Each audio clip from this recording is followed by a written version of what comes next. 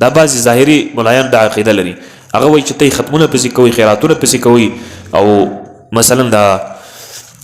دعاګانې پسې کوئ حجونه پسې کوئ دا هېڅ ګټه نه لري دا هېڅ فایده نه لري بس روح د روح وختې دا صرف ډانچه ده لکه پفتل بولي بعضې هېڅ بې معنا شی دی دا جسد اصل شی روح ده روح بیا په دوه ځایونو کې وي یا به په علین کې یعنې علین هغه د جنتونو هغه ځای چې ده یا به په سجین کې سجین لاندې جهنم دی دوی دا وایي ابو سعید خدري رضی الله عنه فرمایي چې د رسول الله صلی الله علیه وسلم څخه مې واورېدل دا عجیب حدیث ده نبی علیه السلام فرمایي چې ان المیت یعرف من یغسله ومن یحمله ومن یدلیه فی قبره نبی علیه السلام فرمایي چې مړی هر هغه څوک پیژني چې غسل ورکړي دا به نه وایي چې دا معنی پیژني چې غسل ورکوي هم مړی تا پیژني او چې څوک یې په جنازه کې اخلي په وژده باندې روانه کړي هغه هم پیژني ومن یدلیه فی قبره چې څوک قبر ته ننباسي او قبر سره یږدي هغه هم مړی پیژني مطلب دا ده چې مړی احساس کولی سي هغه ادراک کولی سي هغه سره تعلق د روح سته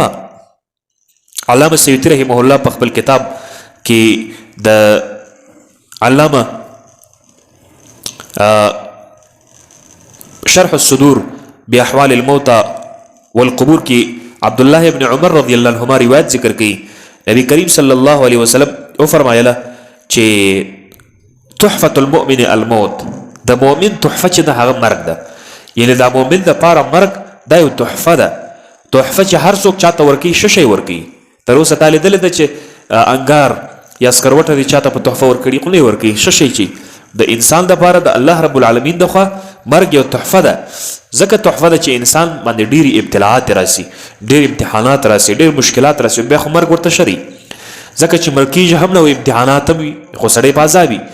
یا یو داسې مریض وي چې هغه ډېر سخت بیمار وي د جوړېدو امکان یې نه وي نه ولاړېدی سي نه اودس کوی سي نه بله نه بله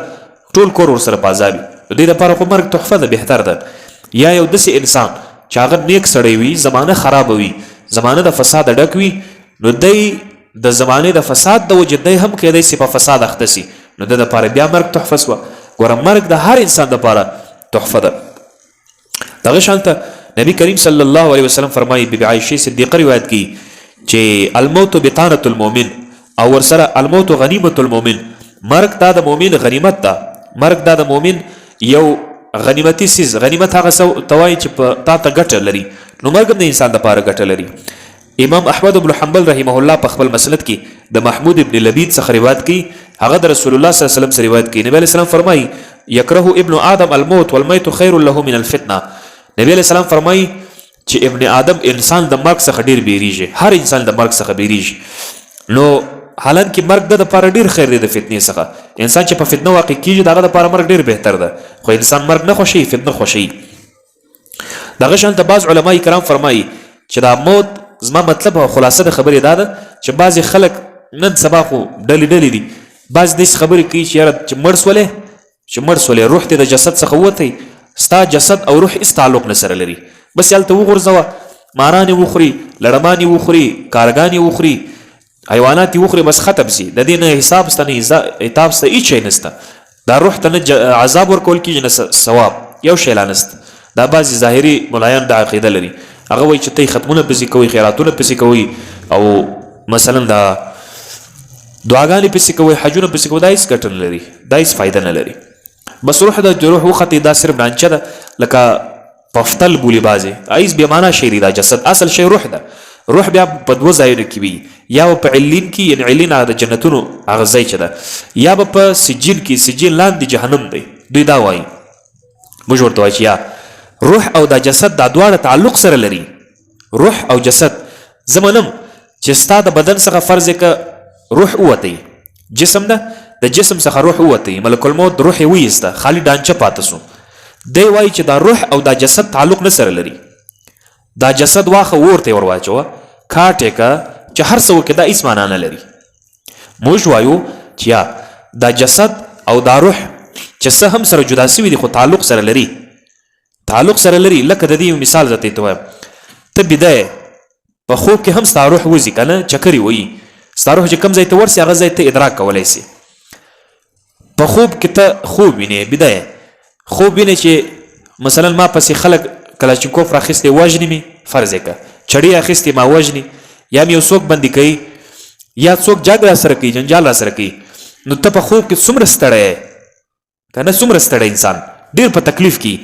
چې راویښ سي خولې ور باندې را رواني هغه احساس روح ته کیږي په خوب کې چې ته یو شی وینې د هغه احساس چاته کیږي روح ته خو جسد هم د هغه ادراک کولی سي جسد هم د هغه ادراک کولی سي ولې که چیرې دا روح او دا جسد دلته په خوب کې تعلق چې څنګه سره لري همغسې تعلق د مرګ په ټیم هم سره لري عذاب ورکول کیږي روح ته لیکن جسد ته هم ادراک د هغه عذاب کیدلی سي روح ته ثواب ورکول کیدی سي لذت ورته ورکول کیدی سي یعنی جنت ته دا روح ننوځي د جنت خوند روح اخلي خو د هغه ادراک او د هغه احساس جسد ته کیدلی سي حالانکه جسد په قبر کې ده روح د فرض که په جنتو کې چکر وي جسد دی په قبر کې ده خو دا روح د دې جسد سره یو تعلق لري چې هلته ثواب ورکول سي دلته دا جسد ته ادراک او احساس کیدلی سي نو ځکه علما فرمایي چې مرګ دا صرف فنای محض نه ده بلکې دا انقطاع د تعلق د روح د په بدن سره او دا مفارقت ده یعنی ستا روح او ستا جسد دا دواړه سره جدا جدا سو حایل په مابین کې رالی حال بدل سو مخکې ستا روح ستا په جسد کې قرار درلوده او ستا د جسد څخه دا ستا روح حایل سو ستا د روح او د جسد په منځ کې فرض که یو دیوال رالی جدا سو حال سره بدل سو یا فرض که ستا روح او ستا جسد په یوه کور کې و په یوه کمره کې وه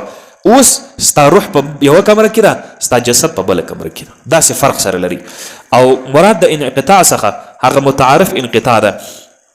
مطلقا دا نه ده چې هیڅ تعلق نه لري نه جسم د بدن سره د روح سره نه روح د جسم سره تعلق نه لري داسې نه ده ځکه ابو نعیم او ابو الشیخ په خپل تفسیر کې د بلال ابن سعد څخه روایت کوي چې هغه وعظ نصیحت کوله یا اهل الخلود یا اهل البقاء چې ای د همیشه والاو خلق وایي چې انسان یو څو عمر ژوندی ختم سي نه دی وایي انسانه ته همیشه چې ته د مور د نس څخه پیدا سولې بیا ته همیشه که ته ولاړ سې ستا جسم ختم سي ستا روح باقي ده ستا روح به بیا د دوه حالتو څخه خالی نه یا به په جنت کې او یا به په دوزخ کې بیا ورته وایي چې انکم لم تخلقوا للفنا ای خلکو تاسې د ختمېدو دپاره نه یاست پیدا سوي وانما خلقتم للخلود تاسو پیدا سوي یاست د دې دپاره چې تاسو ژوند وکړئ په دنیا کې والابد د همیشهتوب دپاره وانکم تنتقلون من دار الى دار تاسو چې کله پیدا سوئ یوه کور ته رالی چې کله مړه کیږئ تاسو د دې دنیا څخه د دې دنیا د کوره څخه آخرت کور ته هجرت کوئ مثلا د یو کور څخه و بل کور ته روانېږئ بس دنیا هم یو کور د آخرت هم یو کور دی امام حاکم په مستدرک کې امام طبرانی په المعجم الکبیر کې امام ابن مبارک په الزهد کې امام بیهقي رحمه الله په شعب الایمان کې دا حدیث ذکر کړی ده چې الموت تحفة المؤمن دا مرګ دا د مؤمن تحفه ده زه ستاسو څخه پوښتنه وکړم تحفه شی دا وجودي کیدای سي که عدمي یعنی یو شی چې هغه تحفه وي هغه وجودي وي یعنی کیدای نه سي چې دا مرګ او دا موت دا عدمي وي عدم نه ده دا وجود دی دغه شانته عمر ابن عبدالعزیز څخه مختلف علماء روایت ذکر کړی ده حاکم په مستدرک کې چې انما خلقتم للابد والبقاء ولكنكم تنتقلون من دار الى دار تاسو د یو کور څخه و بل کور ته نقل کیږئ تاسو ختمېدونکي نه یاستئ دویمه نکته دا ده چې مراد د انقطاع څخه انقطاع د تعلق د روح د جسد څخه په کلي انقطاع نه ده یعنی موږ دا منو چې جسد د روح څخه قطع سوی ده د جسد او د روح کنټیکټ نسته سره لیکن داسې هم نه ده چې بالکل یا کنټیکټ نه لري بالکل تعلق نه لري داسې نه ده ولې ځکه مولا علی قاری رحمه الله فرمایي مرقات المفاتیح کې چې بخلاف روح المؤمن فانها تسير في ملکوت السماوات والارض د مؤمن روح په بادشاهانو کې د الله د بادشاهي په اسمانو په مځکو کې ګرځي وتسرح في الجنه حيث تشاء په جنت کې ګرځي چې هر ځای خوښوي وتأوي الى قناديل تحت العرش لاندې تر ماڼۍ د عرش لاندې تر عرش قندلونه زړیږي قندلونه تاسو پیژنئ موږ ته قندیل ورته وایو او جسد سره تعلق کلی لري د لمونځ کولی سي د قرات کولی سي نو مولا علی قاری رحمه الله په شرح د فقه اکبر کې هم وایي چې تعلقات د روح په جسد سره چې دغه 5 قسمه ده 5 قسمه تعلق لري یو تعلق د بدن د جسم سره تعلق برزخي ده ما تاسو ته مخکې ویل چې د انسان 3 قسمه حیات ده یو دغه دنیا ده دته دنیا ژوند وایي حیات دنیوي ورته وایي یو چې د انسان د جسم څخه روح وته ملک الموت روح یې وایسته قبر تک شته سو هغه ته حیات برزخي وایي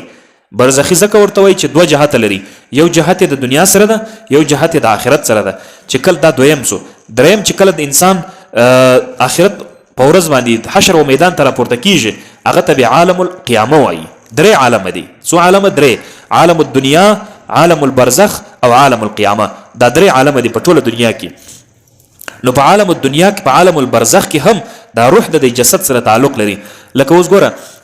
ته ژوندی، ته وغواړې ستا روح وغواړي ستا د لاس ښورولی سي، روح وغواړي چې په تا باندې یو شی ونیسي، ته په لاس باندې هغه شی نیسي نیولی سي. چې ستا روح وغواړي چې ته یو ځای تګ وکولی سي، ستا په پښه باندې هغه تګ کوي. چې ستا روح وغواړي چې ستا په سترګو باندې یو شی وویني، ستا په سترګو یو شی لیدلی سي، خوند څکلی سي. دغسې نور ډېر مثالونه. دا هم تعلق ده. او چې کله په برزخ ته ورسې، په برزخ کې هم ستا روح او ستا جسد چې ده دا تعلق سره لري، دا ارتباط سره لري، دا کنټیکټ سره لري. نو هلته چې عذاب ستا روح ته ورکول کیږي، ستا جسد یې د احساس کولی سي. هلته که چیرې په جنت کې نعمتونو خوندونه ستا روح ته ورکول کیږي،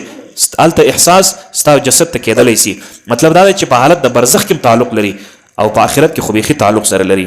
الله جل جلاله دې موږ تاسو ته د عمل کولو توفیق راکړي. وما علی الا البلاغ واخر دعوانا الحمد لله رب العالمین.